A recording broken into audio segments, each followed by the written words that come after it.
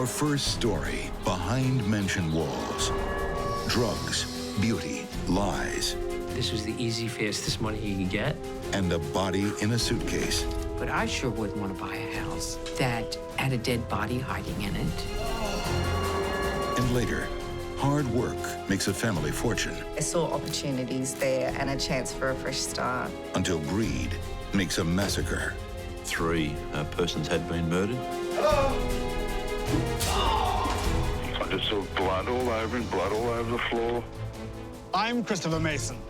In the world of the wealthy, good looks can be a ticket to success, but they can also be deceiving. Sometimes looks can kill.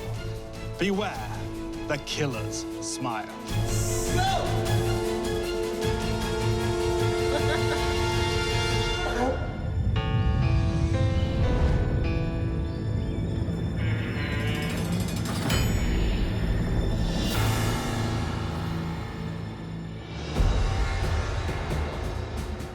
As the financial crisis sinks the country deeper into debt, some things keep on booming, like bankers' bonuses and surgically enhanced bust lines.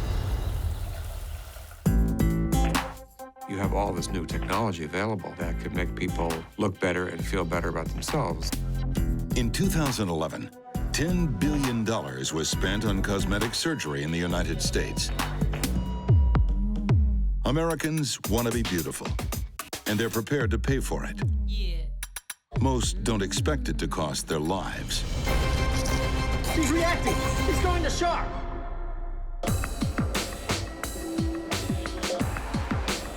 New York City. If you want to make it here, it helps to be easy on the eyes. Like Dean Faiello. Dean was a very good-looking man. He attracted attention everywhere he went. In the mid-'80s, Dean's dream is to join the ranks of the Gay 500, an informal A-list of prominent gay men. The only flaw in his plan? All he's qualified to do is make cement. He started out in construction after he dropped out of college. He complained that he was just so tired of working so hard for so little money. So Dean trades his hammer for a laser. He trains as an electrologist. He could make more money while working less hours and expending less energy if he got involved in the beauty business. In the late 90s, Faiello works at a Soho skin clinic, reportedly patronized by Madonna and Drew Barrymore. Okay, I'm going to do it once. Before starting his own practice, Skinovations. It seemed like nothing was out of his reach if it involved a laser. Okay, you're going to feel a slight tingling sensation, okay? He was offering tattoo removal, removal of birthmarks, removal of different growths of the skin. Dr. Roy Geronimus works as a dermatologist in Manhattan. He recalls first hearing Dean Faiello's name in the late 90s. He was selling himself as an expert, as somebody who could provide great results with the technology that was available at that point in time. It's a very quick and easy procedure, okay? Yeah. He was like a likable guy. You could see why people would like him. He had a good personality. Retired investigator Brian Ford believes that charm was key to Faiello's success. He was working out of a doctor's office in Gramercy Park. It was a beautiful building, and my understanding of the equipment that he was using was very expensive, like to the tune of like $100,000. Meanwhile, across town, a very different story is playing out. In 1992, Maria Cruz moves to New York from the Philippines to make her mark. Maria Cruz was just an ordinary little girl who really had a dream that she wanted to make a reality. While Faiello relies on good looks and charm, Maria is climbing the ladder using hard work. In 1998, she completes an MBA and is planning a career in finance. Maria epitomizes the American dream. An immigrant comes to this country, makes a good living, finds happiness, finds fulfillment. and it probably would have been very successful and very delightful. But instead, she met Dean Faiello. But Maria doesn't cross paths with Dean yet. For now, he's busy courting the East Side set. He hires a receptionist with a French accent. The business is earning good money. When he's not working, Dean relaxes in the mansion he bought in Newark, once owned by the renowned opera singer Maria Giurizza. It was in an area of Newark that was being gentrified with these big old houses that were once owned and occupied by nothing but the wealthy.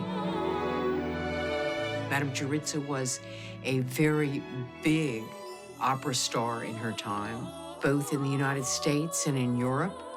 So you can imagine it was a very, very nice house. A very nice house for Dean's fabulous parties. Dean was very much involved in the New York party scene. He always felt like he had to put on a show.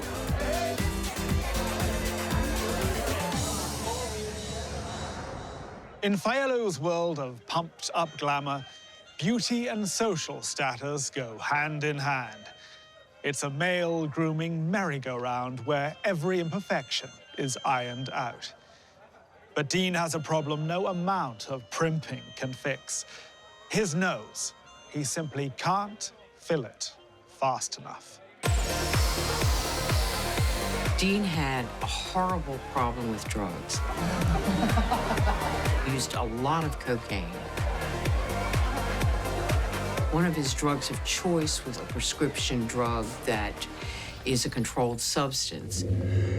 Dean is addicted to a narcotic nasal spray with an active ingredient 5 times the strength of morphine. To get it, Faiello steals prescription pads from a former employer. At first, he got blank ones. Then he got ones that actually had all been signed, so all he had to do was fill in the information of the drug that he wanted. Faiello is spending all his earnings on drugs and borrowing thousands from his devoted boyfriend, Greg. His hedonistic lifestyle is out of control. Dean lived solely for the moment. That can be admirable until you take it as far as Dean did. There was nothing that would stand in the way of what he wanted to do, and consequences be damned. But in October 1998, consequences catch up with Faiello. The former employer he stole prescriptions from goes to the police. Faiello is served 3 years probation and a mandatory 6 weeks in rehab. And now, he has another problem: debt. Faiello is mooching more and more from his lover, Greg. Greg put out a lot of money when Dean had his problems with law enforcement, and his legal bills were mounting up. And I remember hearing Greg saying something to the effect of Dean owed him about $80,000. How was that? Yeah? Okay, we can do about 4 more. Okay. Luckily, Faiello's business is expanding. His client base is still strong. But there's another problem. He's being watched. A couple of agencies started investigating Dean Faiello. They even sent undercover agents in as patients. A couple of investigative reporters start doing investigation of their own to see what they could find out about Dean Faiello. By 2002, the Attorney General's office, the New York Post, and local TV news are all staking out Faiello's office. Why is such intense scrutiny being focused on him? Is it just the drugs, or is there something else? What terrible secret could Dean Faiello be hiding? And the guy told him, take that woman to the emergency room immediately. She has to go.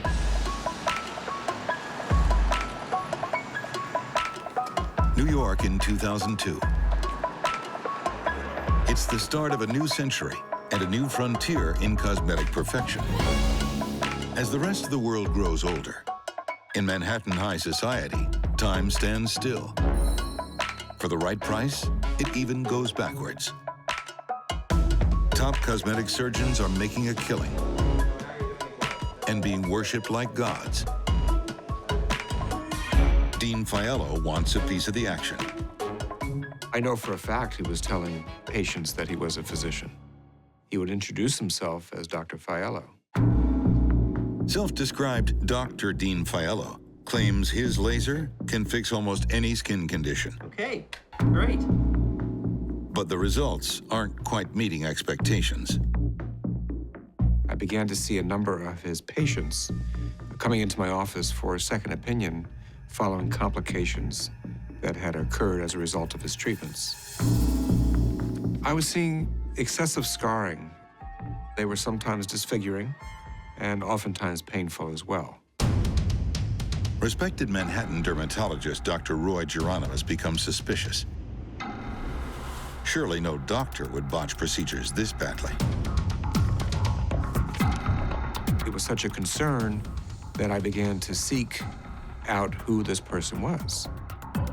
I had called New York State. I had searched online to see if, in fact, he was a physician and where he came from, and I couldn't find his name anywhere. I found that he had no qualifications. He was not licensed in the state of New York. He was not a physician. He was a fraud. Yet Faiello is routinely diagnosing illnesses, injecting patients with anesthetic, and calling himself a doctor.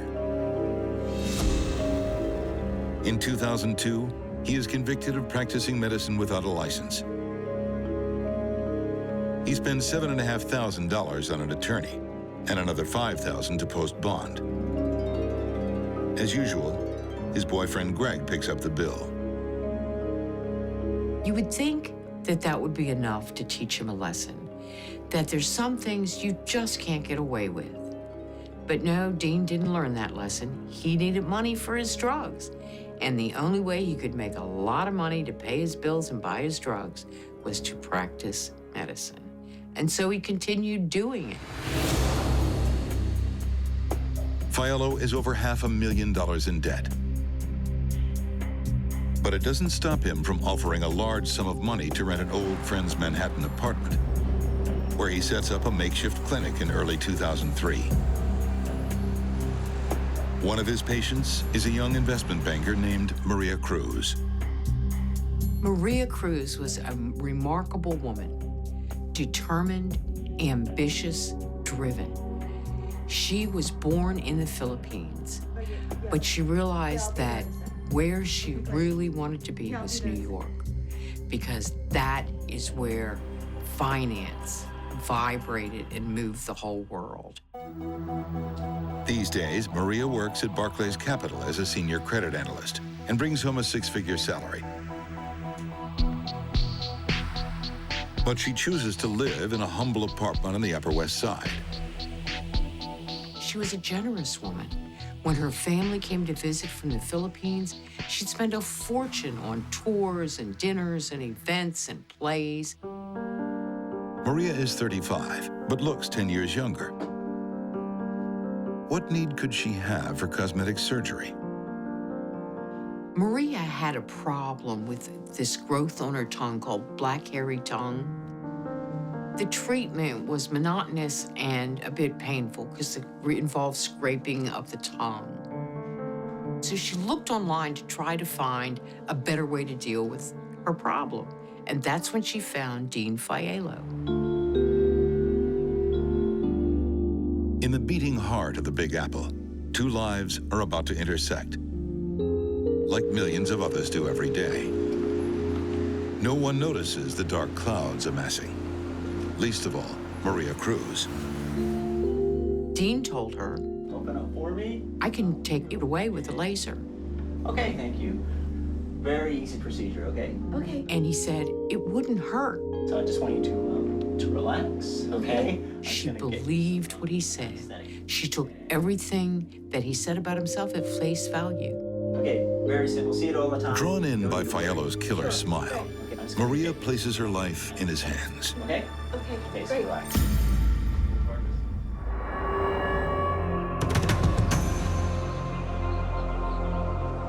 month later, Dean's beloved mansion is on the market. But a strange odor is lurking around the house, and it needs a few cosmetic repairs. Dean's boyfriend, Greg, drops by to lend a hand.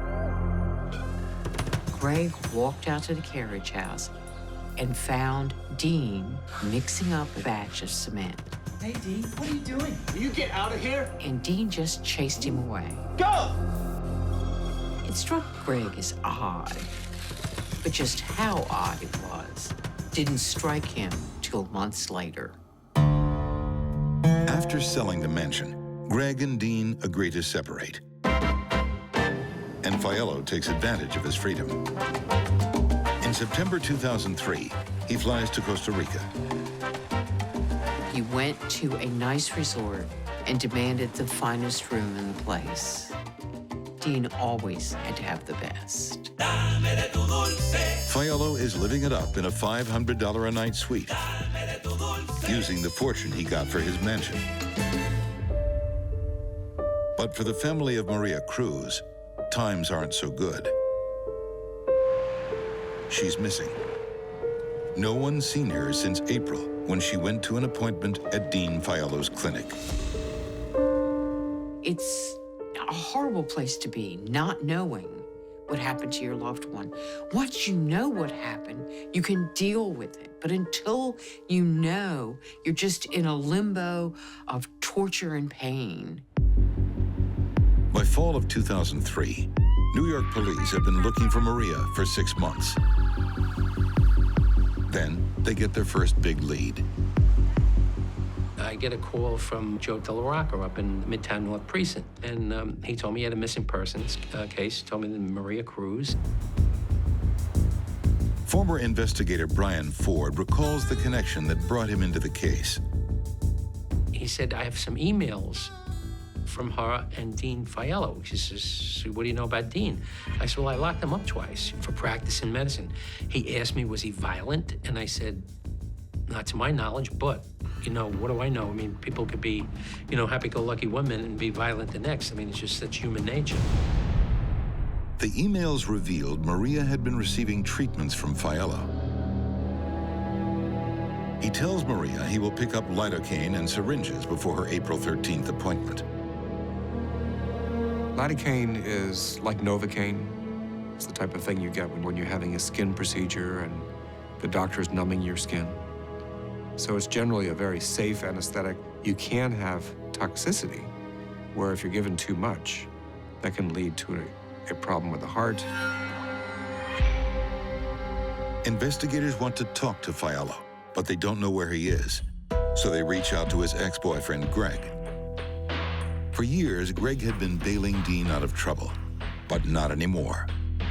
We're asking him some questions, you know, like I says, give us something that, that, you know, you found strange during that whole time.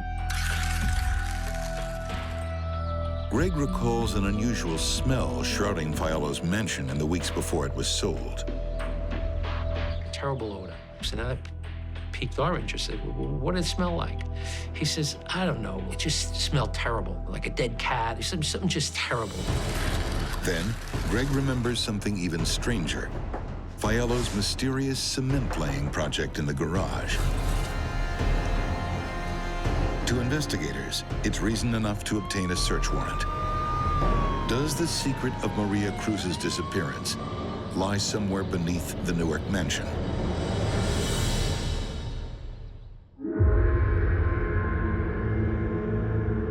Poor Maria Cruz. She was just going to the doctor. Relax for me now. This is gonna be okay. Dean didn't think he was putting her life in danger when he injected her tongue with lidocaine. Unfortunately, not being a doctor, he was not aware of the sensitivity of lidocaine. So when he injected a little too much lidocaine into her tongue, she started reacting. She's reacting. She's going to shock. What was administered? Lidocaine. How much? I don't know. He called and talked to an emergency medical physician, and the guy told him, take that woman to the emergency room immediately. Okay, I'll get to her.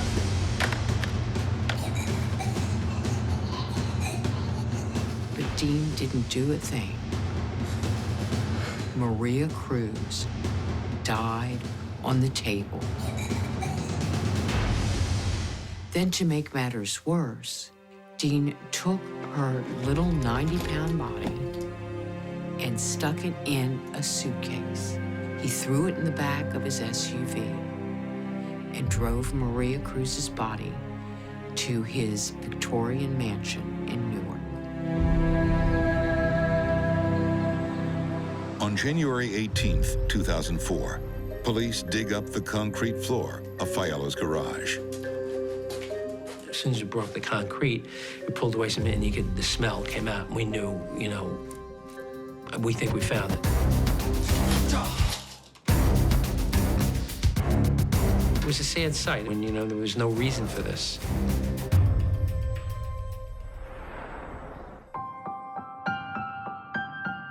The American dream that brought Maria Cruz to these shores dies with her. This is what I would call an accidental murder. That makes it sound like, it wasn't all that bad, but it really was. Because beneath the accident, there was Dean's narcissism. It led him to be involved in that situation, and then it led him to stand by and gamble with a woman's life. And she lost that bet. And she died on his table because he did not go for help because he didn't want to get in trouble. Author Diane Fanning believes Faiello considered his liberty to be worth more than Maria's life. Faiello was always one for taking the easy way. It was much easier to practice medicine without a license than to go to medical school and get one. It was much easier to gamble that Maria Cruz would pull out of her convulsions and be okay than to take her to the emergency room where he knew he would be identified and be in trouble because one of the conditions of his bail was that he not practice medicine anywhere, anytime, with anyone. It's not difficult for detectives to trace Faiello to his beachside retreat in Costa Rica. He's using his own credit card, introducing himself as a doctor from New York, and hosting lavish parties. When police arrive to arrest him in February 2004, they find him drinking a beer in the swimming pool. Hardly the picture of a man racked with guilt for his crimes.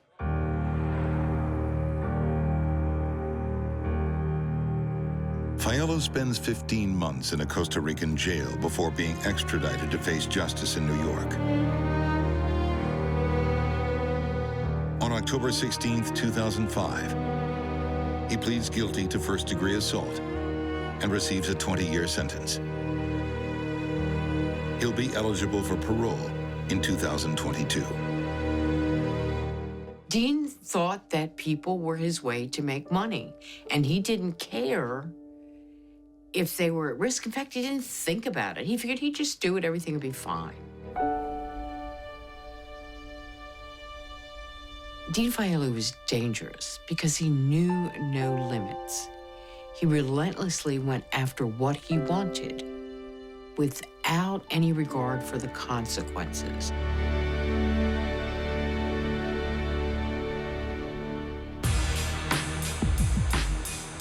Sydney, Australia. A prosperous city on a glittering harbor. And a booming economy where wealth seems within anyone's reach. Many of the immigrants who start a new life here aspire to building a family fortune.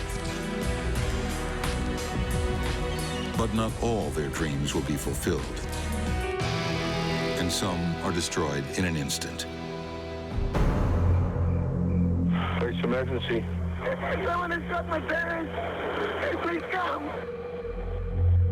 Someone has shot my parents. I think they're all breathing. They're on the floor. They're not moving. Have they been shot, have they? I don't know. There's not a blood everywhere.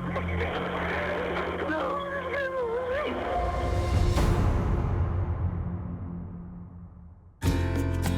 All right, guys, in the camera. Teddy Gonzalez, his wife Loiva, and their two children, Seth and Claudine, came to Australia from the Philippines in 1991. They saw opportunities there and a chance for a fresh start, and that's what they did. They moved to Sydney. Right, guys, look at the camera. And the Gonzalez family needs a fresh start. The year before, their hometown of Baguio is devastated by an earthquake. The quake destroys the family business, a grand hotel called the Queen Victoria. The family escapes, except for Seth, just 9 years old at the time. There was a beam that fell and pinned his leg. His leg was quite badly damaged. His father, Teddy, heroically comes to Seth's rescue. Seth was buried under the rubble, and Teddy literally had to crawl through the rubble to rescue his son. The experience would forge a unique bond between father and son. So obviously it made quite an impact on him. And Seth hopes the bond with his father will only grow stronger over the years. He dreams that one day he'll own a large boat and take his dad out fishing with Seth's own son on his knee. But that day will never come. Trained as a lawyer, Teddy Gonzalez opens his own legal practice in Sydney. As business grows, the family moves up in the world, buying a new house in Sydney's affluent northern suburbs. And they enjoy the luxuries, you know, like new cars, and Loiva was particularly fond of jewellery, so Teddy lavished gifts on her. The kids as well. I mean, Seth was given a car. Teddy and Loiva gave the kids certainly more than what Teddy and Loiva had growing up. Both of their children had lots of opportunities with good schools and university educations, and they put a lot of focus onto their education. To Detective Inspector Mick Sheehy, it's a classic example of an immigrant family laying a foundation of wealth for the next generation. They're very family-focused people. Their primary concern was that their children received good education, ultimately received good jobs. Seth is following in his father's footsteps, pursuing a pre-law degree in college. His parents have high expectations. How's this steady? They want him to eventually take over the family firm. You need help? I think there was a lot of pressure, not just on Seth, but on Claudine as well. And it probably came from a good place as far as the parents were concerned, because they wanted them to have financial stability and to be able to stand on their own 2 feet. On July 9th, 2001, it's Claudine's 18th birthday. So the family goes out for a special dinner. They went out to a Japanese restaurant in the city, and by all accounts, it was a great night. So everything was very, very happy families that night. But the very next day, the Gonzalez family's peaceful life of plenty will be destroyed. In one frenzied night of hate, greed, and unimaginable violence. Police emergency. I saw the man lying on his back, and I just saw blood all over him, blood all over the floor. July 10th, 2001. In the affluent northern suburbs of Sydney, Australia, Claudine Gonzalez is studying alone in the family mansion. It's 4:30 p.m. on the day after her 18th birthday. She has no idea it will be her last. She was the first person to be killed. Her injury was from blunt trauma to the head. An hour later, Loiva Gonzalez returns home. Loiva, the mother, had left the workplace and had gone and done some shopping. Honey. And would have returned home approximately an hour after Claudine had been murdered.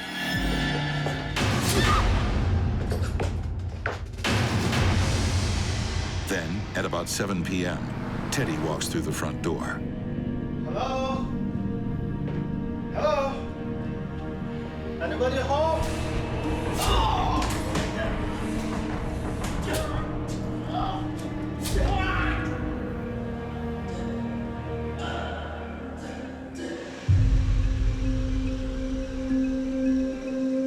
At midnight, 20-year-old Seth Gonzalez arrives at the house.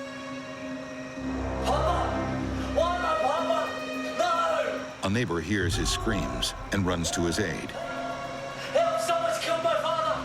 Then calls police. Help!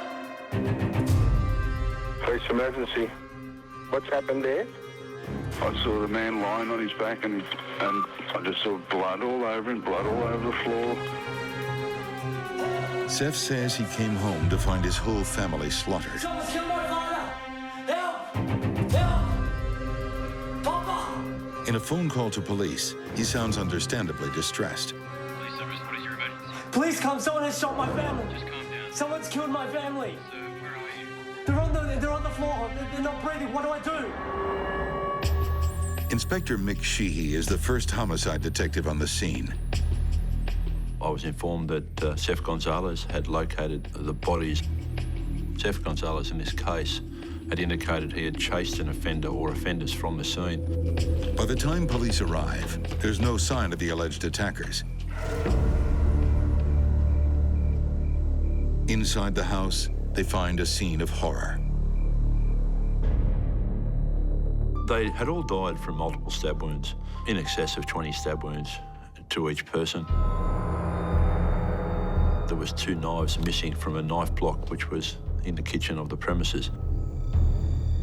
As the forensic investigation continues, something curious emerges. What became particularly relevant was the body temperatures and therefore establishing the times which each of the deceased had been murdered. And it was quite apparent that each of them had been murdered at different times throughout the evening. The conclusion was that the crimes had been planned and that the killer had shown a degree of being very comfortable within the house because he waited a period of time between killing Claudine, then Loiva, then Teddy. Who would be so desperate to kill this family that they'd lie in wait for hours to pick them off, one by one? In one of the rooms, the killer leaves what might be a clue to his motive. There was some graffiti written on one of the walls within the kitchen in blue spray paint, which could give the impression of a race-motivated crime.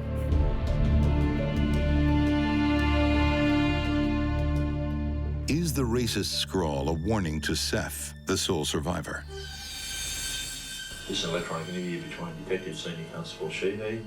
In the following weeks, detectives conduct in-depth interviews with Seth, My name is Seth Gonzalez. trying to establish if his family had any enemies. A lot of our investigations early were around the business dealings of Teddy Gonzalez. Being a solicitor may have created some potential motive, some disputes. Seth even agrees to a reenactment for police of the night he discovered the bodies.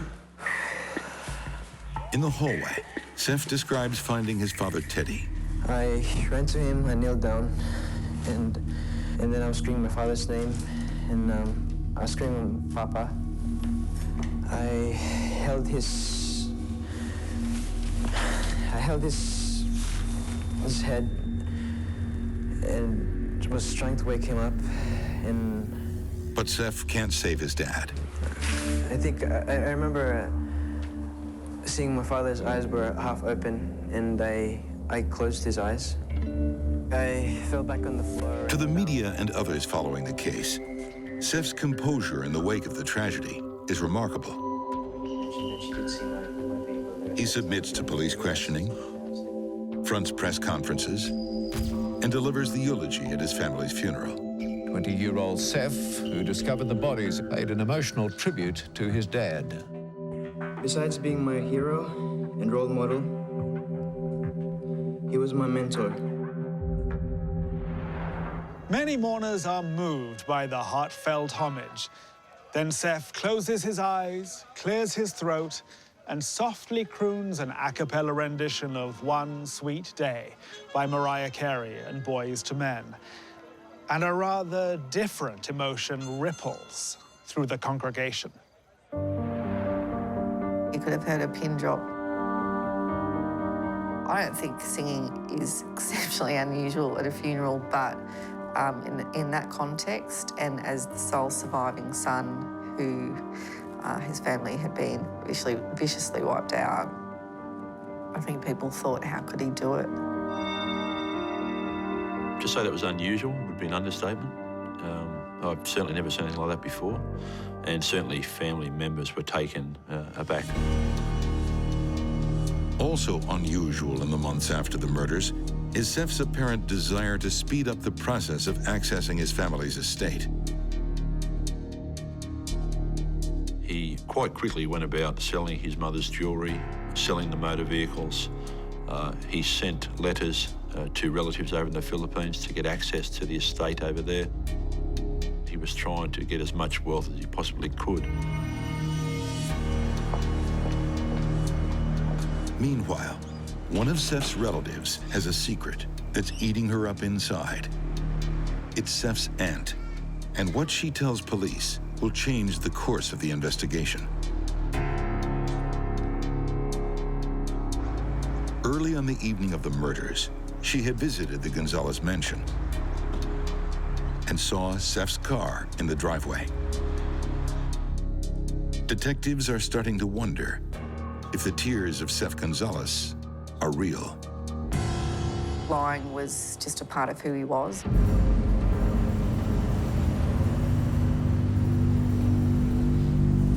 In Sydney, Australia, a wealthy Asian family is viciously attacked and killed. Father, mother, daughter, all brutally stabbed over 20 times. Was it a race-motivated hate crime? Or something far more sinister? Someone has shot my parents. I think they're all breathing. They're on the floor. What suburb are you in? They're not breathing. What do I do? What suburb are you in? North Ryde. North Ryde. July 10, 2001.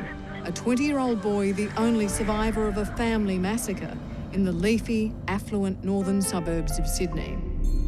20-year-old Sef Gonzalez claims he discovered the bodies of his family and chased away the attacker.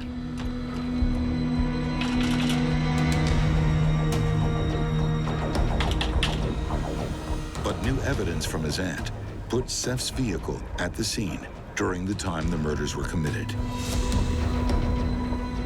And the police investigation is untangling a web of lies that casts suspicion over Sef.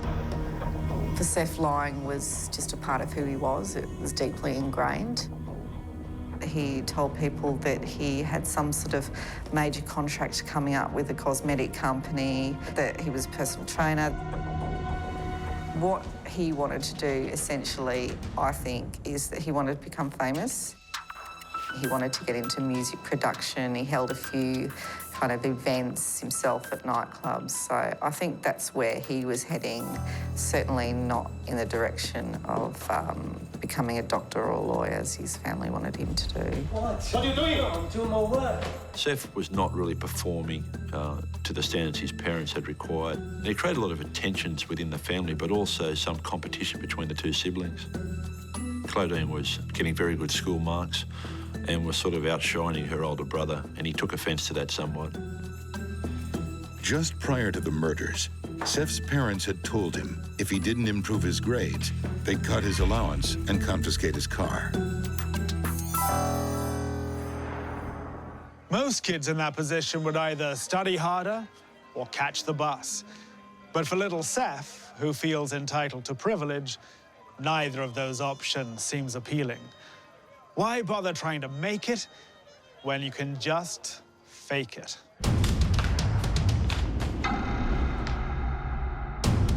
He was falsifying his university records to try to keep up the standards that his parents wanted him to achieve. In reality, Sef's flunking out of college and facing expulsion. Facts his parents would soon have learned had they not been murdered. His grades were due in a matter of days. they would be posted to the home. The parents would find out. Journalist Carl Lawrence has been face-to-face with Seth Gonzalez and found him to be an enigmatic figure.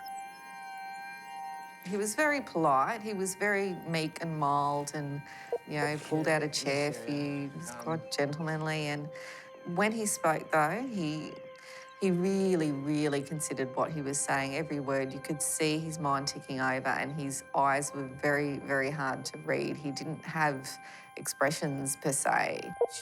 Maybe use evidence. You understand that? 6 months after the murders, police confront Seth about his aunt's sighting of his car. Are you aware of her attending the house at that time? I don't know. I just found out. In an earlier statement, Seth had admitted visiting the house, but said he parked for just a few minutes, then left to meet a friend. His version put the car in the garage only for a very short period of time when he says he was sitting in it, made a number of telephone calls and then drove away. But his aunt had looked into the car, and Seth wasn't in it. She was clearly able to establish he was not in the car at that particular time. Seth's life has been exposed. The next day, he admits he has a dark secret to confess. He provided a version of his movements was that he had caught a taxi from near the house to Chatswood, where he spent some time with a prostitute, and then returned home, picked up his car and went out with his friend. Seth comes from a strict Catholic background and claims he only lied in the first place to hide his shame about visiting a brothel. Later, he provides proof of what he says is his real alibi. He had approached a taxi driver to provide a statement to him, and a taxi driver actually wrote a statement for him to say he'd picked him up on that particular evening. Surveillance after the murders confirms Seth does regularly see a prostitute. But then, police investigate further. The taxi driver told us that it was a false statement he had provided. The woman who worked in the brothel at the time was actually not working the week that Seth had nominated being over at that area. Overwhelming suspicion now hangs over Seth, but police have no smoking gun to tie him to the murders.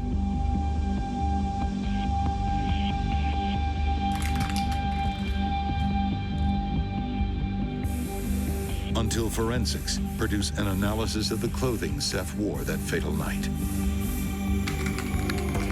Seth at no time said he was aware of the graffiti that was painted on the wall, and yet a thorough forensic examination of his clothing established that there was a small droplet of blue paint on his sleeve, and that was matched forensically to the paint that was on the wall. Finally, the police investigation has trapped the killer. The mysterious attacker is Seth himself. Someone has shot my parents. I think they're all breathing. They're on the floor. The whole image portrayed by Seth Gonzalez was all lies. Even Seth's guided tour, where he calmly reenacted the discovery of the bodies, was pure fiction. I remember seeing my father's eyes were half open. Anybody home?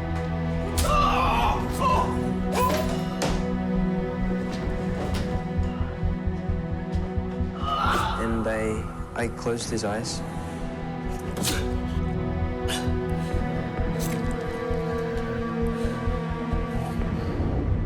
I went for my mother.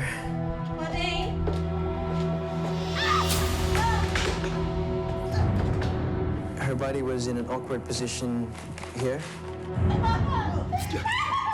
I went towards my sister's room.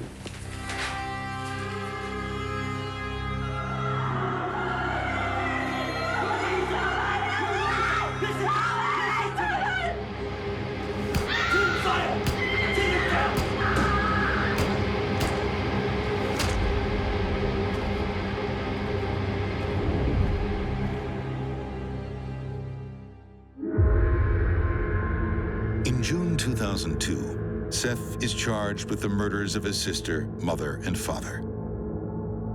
the father who saved Seth's life when he was just 9 years old. It's left to the public to wonder, what could have driven this baby-faced boy to commit such horrific acts? Greed was definitely part of it, but I think also what Seth stood to gain is probably in his mind some freedom.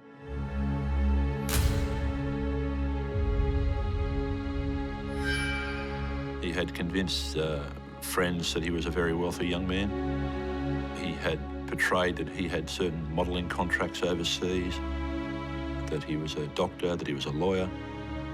Ultimately, his family was standing in the way in a life he wanted to portray and access to the inheritance that he thought he would obtain. On Seth's computer, there is evidence that he'd researched other methods of murder in the weeks before his family died. It showed a series of attempts over a sustained period of time of research on how to kill someone and specific attempts to obtain poisonous seeds. That essentially you could order over the internet and feed to someone to kill them. And Seth originally tried to say that he had not conducted the searches that his father had because his father was planting a back garden and maybe wanted to not plant poisonous seeds. In April 2004, Seth Gonzalez goes to trial in Sydney. He's found guilty of 3 counts of murder and sentenced to 3 life sentences without parole. He still maintains his innocence. I don't think Seth will ever admit to his role in this crime. I think Seth still portrays himself as being a victim. I think he's delusional.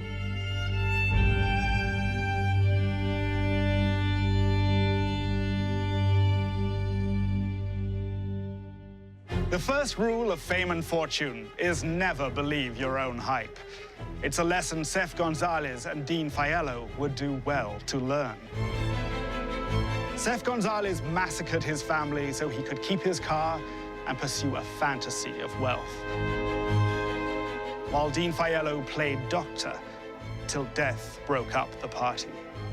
They traded in lies and hid their deadly greed with a killer's smile. Till next we meet behind mansion walls, I'm Christopher Mason.